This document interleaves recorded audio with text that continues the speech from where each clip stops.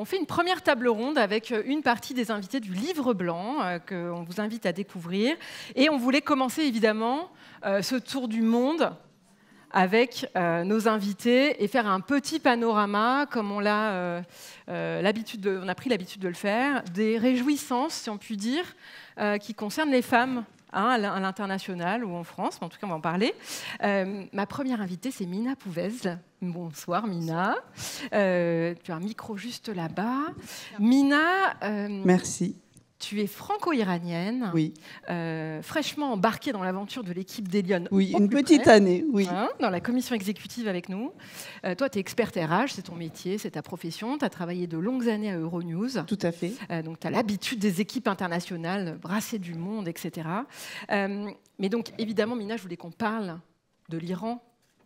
Et je voulais que tu puisses nous donner un peu un éclairage sur la situation des femmes en Iran aujourd'hui. On en est où ? Et est-ce qu'il y a une raison d'espérer, Mina ? Une petite parenthèse. Bien sûr, tout d'abord, une pensée pour les femmes afghanes. Merci, maître, vous l'avez souligné. Vraiment une grande pensée pour elles, pas petite, une grande pensée. Et puis, quand j'écoutais la très belle chanson Baloyer, dans laquelle tout est dit, je me disais, quelle chance. Quelle chance d'être ici, toutes et tous réunis. Quelle chance de se réunir ce soir, de partager, de s'écouter, de parler, de chanter, de rire et de repartir tranquillement. Quelle chance de se dire qu'on va passer une soirée sans avoir peur que la milice vienne envahir la salle et embarque des personnes. Quelle chance de se dire qu'on va passer une soirée et qu'on n'aura pas peur de sortir parce que la milice sera tapie dans le noir et embarquera les personnes au compte-gouttes pour les enfermer, pour les emprisonner, pour les torturer, etc. C'est vraiment une chance énorme. Et effectivement, pour répondre à votre question, Alexandra, malheureusement, la situation n'est pas meilleure en Iran. Ça ne s'améliore pas. Les femmes ont toujours cette situation qui est déplorable. Une femme vaut la moitié d'un homme. Donc, quand elle hérite de la moitié. Elle ne peut pas voyager sans l'autorisation de son mari. Elle ne peut pas accéder à certaines fonctions. Une femme ne peut pas être magistrate. Non, elle n'est pas assez clairvoyante et intelligente pour rendre des décisions de justice, pour juger un conflit. A contrario, les femmes font pas mal d'études, ont un niveau universitaire assez élevé, mais c'est un plafond de verre, c'est-à-dire qu'elles ne peuvent pas accéder à énormément de professions. Et puis, ce que je vous disais, il y a une discrimination légale, il y a évidemment la discrimination, le code vestimentaire, c'est-à-dire ce voile, ce manteau, etc. Une femme ne peut pas chanter en public, elle ne peut pas danser en public, elle ne peut pas faire de la moto. Voilà toutes les choses que les femmes iraniennes n'ont toujours pas le droit de faire. Les petites filles sont voilées à partir de l'âge de 6 ans et vont à l'école voilées. Une fois que les filles sont menstruées, elles sont considérées comme adultes. Donc elles peuvent être mariées de force et elles peuvent être jugées. Elles peuvent être condamnées, elles peuvent être exécutées. Voilà la réalité des femmes en Iran en ce moment. Pour autant, il y a vraiment ce mouvement de révolution qui a pris place au moment du décès de Mahsa, continue. Les femmes continuent de lutter tous les jours, au péril de leur vie. Elles vont dans la rue. Elles ne mettent pas le voile. Les jeunes filles, c'est très marrant et c'est très beau d'ailleurs, font de nombreuses chorégraphies, par exemple. Elles se filment, elles mettent ça sur les réseaux sociaux. Alors vous voyez comme quoi les réseaux sociaux ont quand même du bon. Et elles font passer leur message par les réseaux sociaux, par ces vidéos. Et puis il y a les grandes figures comme Narges Mohammadi, prix Nobel de la paix 2023, qui vient d'être relâchée, enfin qui a une suspension de peine de quelques mois parce qu'elle est très très très malade. Elle a été quand même arrêtée 13 fois. Torturée, etc. Donc voilà, je vous laisse imaginer l'horreur de la chose. Et en sortant de prison, elle a été embarquée sur un brancard dans une ambulance et son premier cri a été « Femme, vie, liberté ». Sans voile. Elle donne depuis des interviews sans cesse à tous les médias du monde entier. Elle relate ce qui se passe en prison, elle relate ce qui se passe dans la République islamique. Elle dit qu'il faut se battre, qu'il faut combattre, qu'il ne faut pas cesser de lutter. Et à ses côtés, toutes les femmes le font également. Et alors, Mina, qu'est-ce qu'on peut faire concrètement ? En parler. Ce que vous faites ce soir, ce qu'on fait ce soir. C'est très, très, très important. D'abord parce que c'est un soutien, parce que ça leur revient aux oreilles et qu'elles savent que finalement, quelque part dans le monde, on les soutient, on parle d'elles. Encore une fois, le bon côté des réseaux sociaux, n'hésitez pas à regarder leurs comptes, à partager leurs vidéos. Par exemple, suivre le compte de Narges Mohammadi qui vraiment fait des discours et des interventions qui sont absolument remarquables. Il faut vraiment, vraiment, vraiment beaucoup en parler, relayer et puis voilà, être leur porte-voix. Le hashtag Femmes, Vie, Liberté, hein, absolument, qui est absolument. le slogan de la révolution des femmes en Iran. Tout à fait, tout à fait. Merci Mina, merci beaucoup. À vous.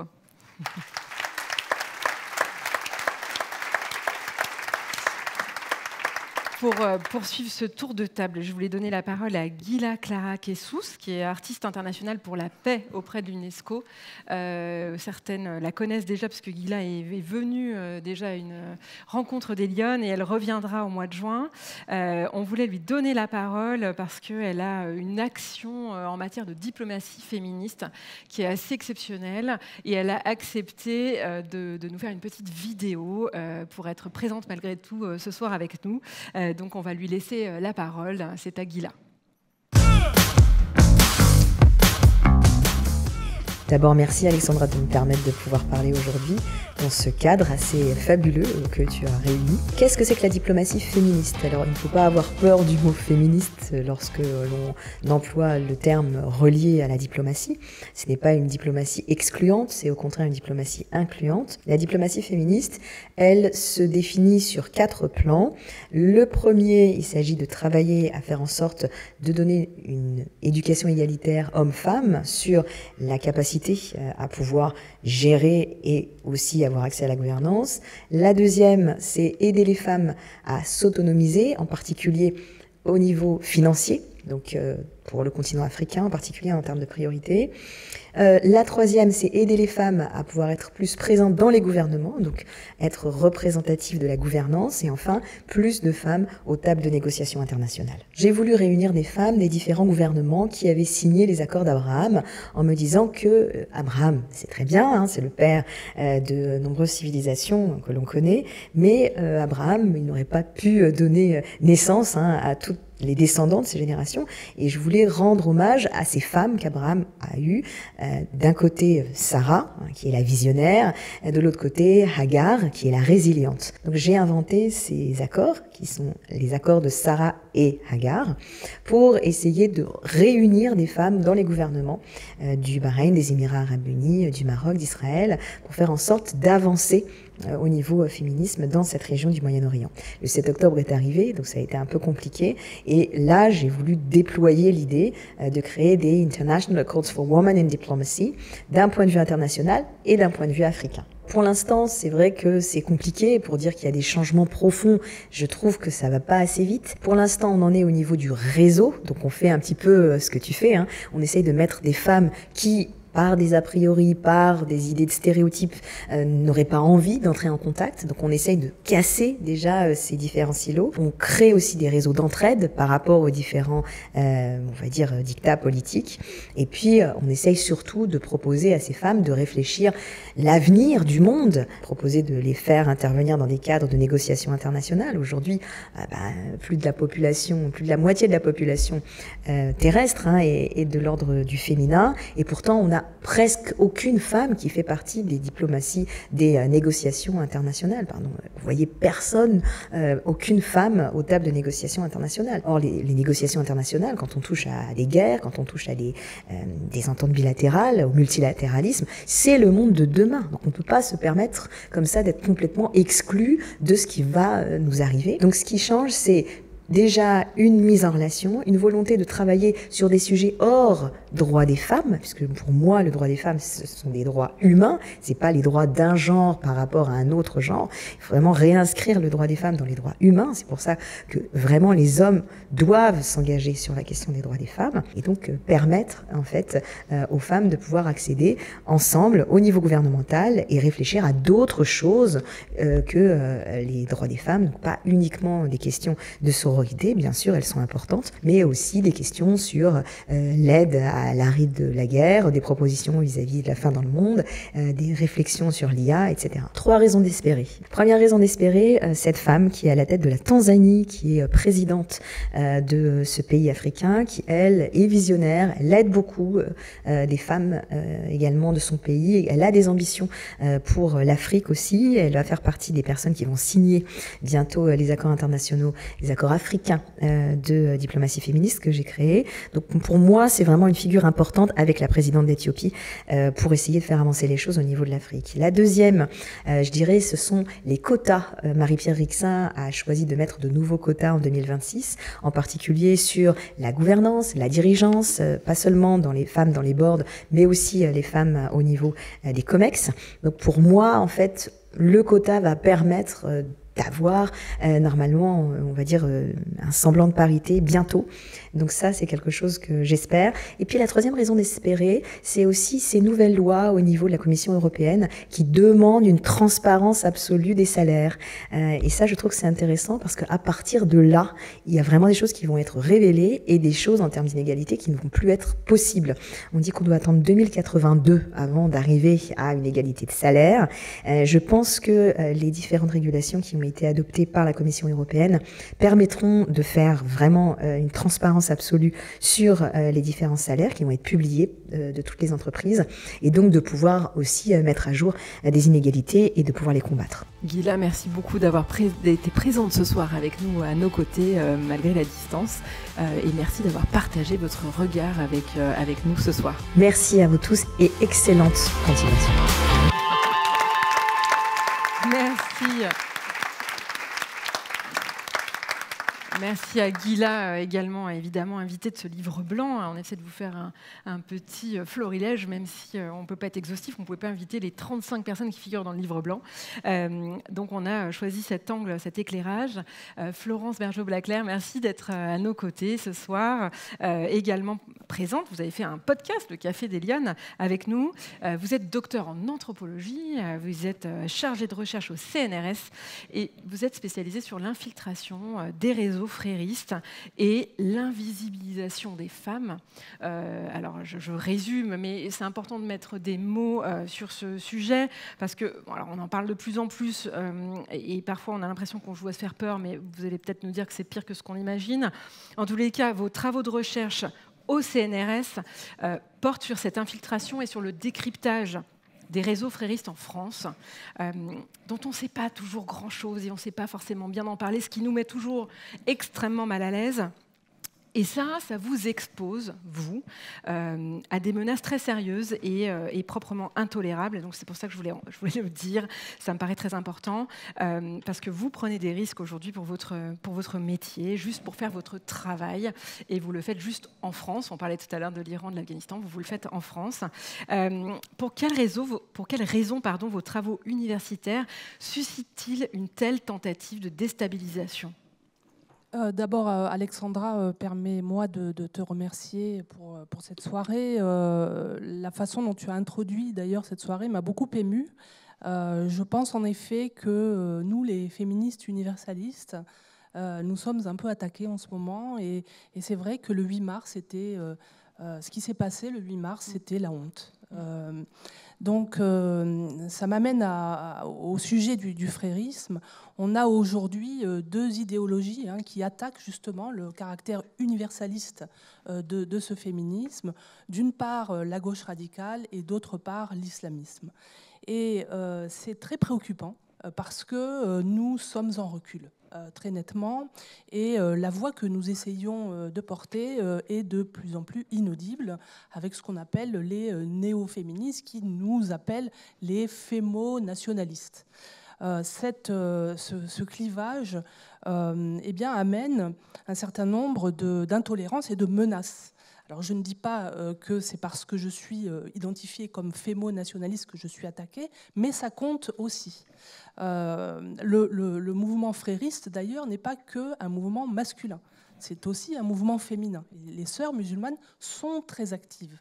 C'est un réseau, pour le dire en 2 mots, oui, parce qu'on explique-nous un peu ce que c'est, voilà. Parce que tout le monde ne le sait pas voilà. forcément. Donc le frérisme, ça appartient à la famille de l'islamisme, c'est l'autre djihadisme.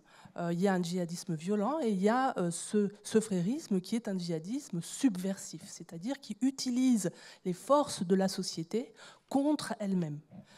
Pour aller vite. Donc, ils ont inventé, par exemple, le féminisme islamique pour contrer, justement, le féminisme que nous défendons. Donc, c'est effectivement devenu difficile aujourd'hui de traiter de ce sujet. Et en même temps, partout, depuis que mon livre est sorti, j'étais d'ailleurs venue aussi le présenter ici, je reçois des soutiens absolument partout.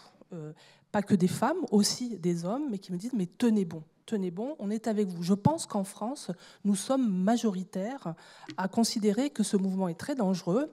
Et je déplore d'ailleurs la position de la ministre des Sports, qui s'est positionnée en expliquant que finalement, le port du voile n'avait rien à voir avec l'entrisme islamiste. C'est quand même une...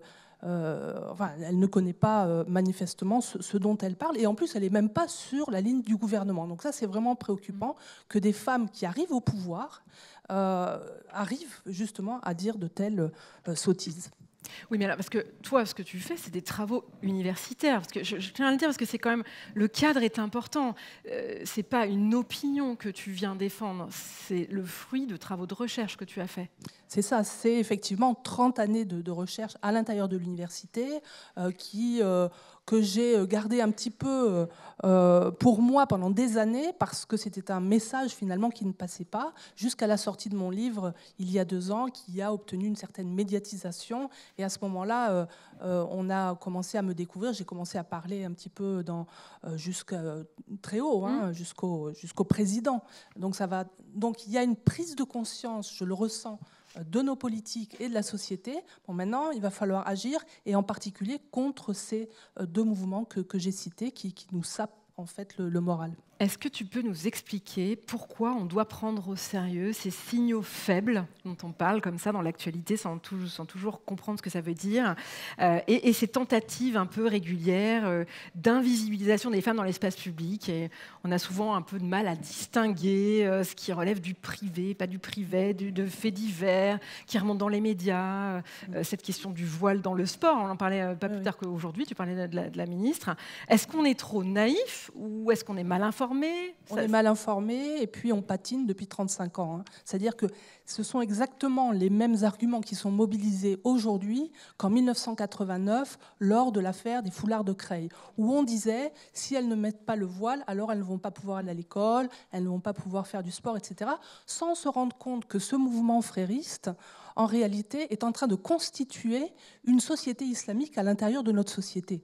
Et le voilement des femmes, c'est-à-dire leur disparition de l'espace public, c'est le premier pilier de la société islamique. Si on veut éviter l'islamisation, eh bien, il faut empêcher les filles, moi, à mon avis, jusqu'à 18 ans, de porter le foulard islamique, puisque ça fait partie de la division de l'espace sexuel de l'espace et la division sexuelle du travail. C'est la façon dont on va endoctriner les filles pour qu'elles restent à leur place. Et on le fait de plus en plus tôt, parce que l'idée, c'est, quand elles ont 12 ans, il ne faut pas être violent, il ne faut pas les obliger fortement, on aurait des problèmes avec la justice, etc. Donc on leur impose le voile, parfois dès 4 ou 5 ans. Et ça, on ne le sait pas, mais le voile islamique est imposé à des enfants de maternelle dans les écoles privées, puisque ce n'est pas interdit dans les écoles privées. Merci beaucoup, Florence, d'être venue porter cette voix. J'espère que ça vous aura donné envie d'en apprendre un petit peu plus.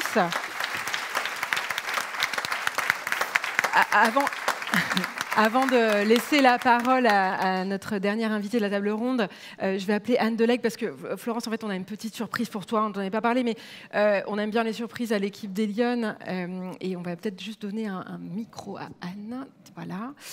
En fait, depuis cette année, on a mis en place un prix qu'on a choisi d'attribuer à certaines lionnes. Est-ce que tu peux peut-être nous expliquer et puis te tourner aussi en même temps pour que tout le monde en profite ?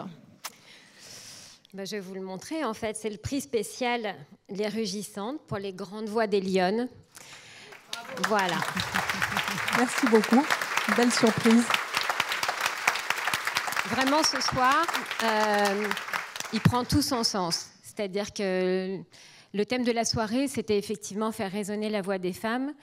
La vôtre, elle résonne pour votre engagement, votre courage et votre persévérance. Je tiens à le dire parce que la persévérance dont vous faites preuve est quand même incroyable. Tant on a essayé de museler votre parole, on est d'accord, et on a essayé et on essaye encore. Et le courage dont vous faites preuve, mine de rien, est quand même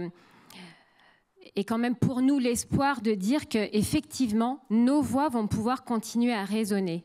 C'est-à-dire que vos travaux, votre courage et votre engagement vont nous permettre d'espérer que jamais n'arrive ici ce qui peut se passer en Iran ou en Afghanistan. On devrait toutes et tous vous remercier. Je ne sais pas si vous mesurez vraiment l'importance de tout ça. C'est-à-dire que je pense que vous n'êtes absolument pas mise en valeur à la hauteur de ce que vous devriez, ni des travaux que vous portez, d'ailleurs. Et j'espère que ce sera bientôt le cas. En tout cas, nous, on fait le premier pas aux Lyonnes et on vous remet ce prix. C'est un honneur. Merci beaucoup. Vraiment, c'est un honneur. Merci.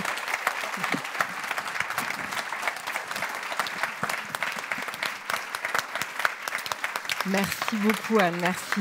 Oui, bravo.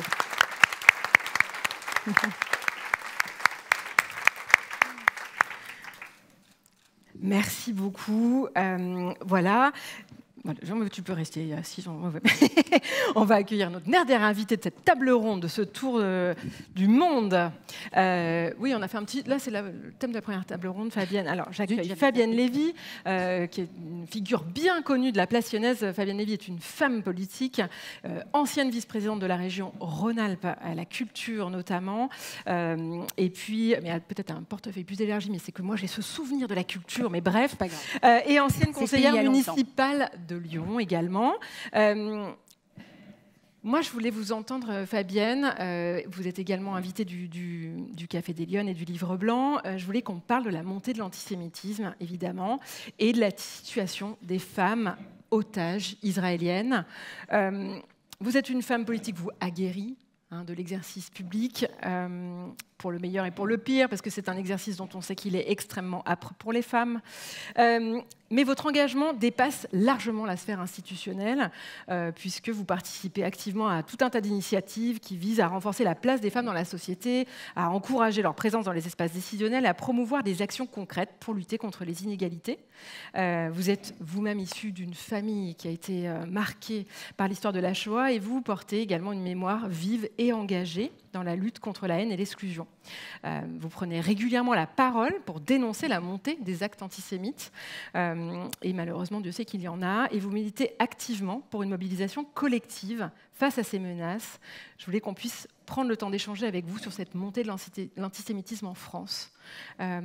Et surtout, est-ce que vous pouvez nous dire ce que vous observez, notamment depuis le 7 octobre ? D'abord, merci de donner la parole à des femmes, à toutes les femmes. Pour rebondir sur ce que tu disais, je dirais que l'antisémitisme aujourd'hui en France, c'est la première fois qu'il est si virulent, mais c'est surtout la première fois que les forces politiques sont divisées sur l'antisémitisme, et c'est peut-être la raison de la ministre des Sports, au-delà de l'éducation nécessaire qu'on devrait tous avoir. Et puis juste comme ça, parce que finalement, le 8 mars continue, donc c'est une journée des femmes qui continue, donc ça fait plusieurs jours. Je suis très contente parce que j'avais plutôt l'impression qu'on était au temps du leadership viril. Et ça me fait d'autant plus plaisir parce que à New York, elles ont scandé I believe in you, even you are not Jewish. Voilà. Je crois en vous, je crois en toi, je crois en nous, sauf si nous ne sommes pas juives. Donc, c'est très compliqué pour moi de venir parler d'antisémitisme parce que je ne pensais pas en 2025 qu'on ait à se remettre sur des définitions qui devraient être normalisées, d'autant que nous habitons une France républicaine et laïque où la communautarisation n'est pas forcément la tasse de thé de chacune d'entre nous ni de chacun d'entre nous, et que finalement, même si on ne nous demande pas notre avis aux Juifs, ben on le donne parce qu'on se sent depuis quelque temps assez brimé ou sous le collimateur. Alors je ne voudrais pas faire des pleurs parce qu'ici on est gay et que tu nous donnes la parole. Je voudrais juste donner une définition de l'antisémitisme qui est une définition qui a été ratifiée en son temps par plusieurs États en Europe et ailleurs. L'antisémitisme est une certaine perception des Juifs qui peut se manifester par une haine à leur égard. Les manifestations rhétoriques et physiques de l'antisémitisme visent des individus juifs ou non et leur rapport à leurs biens, à leurs institutions, à leurs lieux culturels. Donc l'antisémitisme peut se manifester par des tonnes d'attaques, évidemment. Et maintenant, il est confondu avec des attaques contre l'État d'Israël, permettez-moi quand même d'en parler, puisqu'on fait un tour du monde, perçu comme une collectivité juive, parfois. Dans ce cas-là, on peut se permettre de critiquer, pourquoi pas. Sauf que Israël est un État souverain, sauf que le critiquer parce qu'il y a des Juifs dans son État, oui, il y a 70% de gens qui se disent de religion juive, vous remarquez qu'il y a 30% qui ne sont pas juifs en Israël. Et au-delà de ça, l'antisémitisme dont nous sommes récipiendaires ici aujourd'hui en France, c'est un antisémitisme qui se dit vertueux parce qu'il est antisioniste. Et donc tous les Juifs qui habitent en France, d'ailleurs en Europe, sont tous des Israéliens. C'est évident. On est devant une critique donc très élaborée de l'antisémitisme, on est devant une critique très élaborée à l'encontre des Juifs et dans une compétition victimaire importante. Qui a le plus de victimes? Qui fait le plus de victimes? Le 7 octobre, pour moi, ça a été un arrêt sur image. Comme beaucoup de juifs laïcs, c'est-à-dire français de religion juive, on s'est tous dit, alors moi je ne suis pas sous les feux de la caméra, mais on entendait des artistes juifs qui n'avaient de juifs que comme vous, qui êtes peut-être catholiques, protestants, athées. Vous étiez des hommes et des femmes qui travaillaient. Et on se retrouve devant cette situation où on vous renvoie comme une déflagration le fait que vous êtes juif. Puis en plus, vous êtes blanc. Puis en plus, évidemment, vous aimez l'argent. Et puis en plus, peut-être que vous aimez les jolis vêtements, les beaux voyages. Peut-être que vous allez peut-être en Israël, mais vous allez aussi dans les pays arabes. Et peut-être que vous êtes très intelligent. Donc, vous n'avez plus le droit d'exister.